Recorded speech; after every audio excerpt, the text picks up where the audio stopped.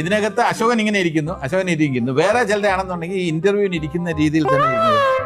എന്റെ ഭാഗത്തും തെറ്റുണ്ട്. ആൾക്കാർ അനാദരവ് എന്നൊക്കെ പറഞ്ഞ സംഭവം വേറെ ചില ആൾക്കാരുണ്ട്.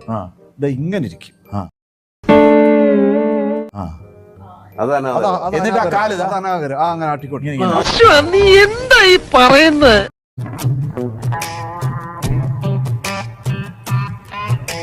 ഞാൻ എപ്പോഴും ഇങ്ങനെ ഇരിക്കുള്ളൂ.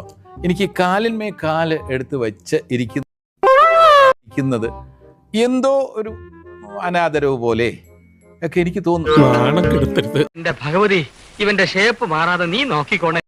തൽക്കാലം ഇത്രയും മതി. ഞാൻ പോയിട്ട് നാളെ വരാം.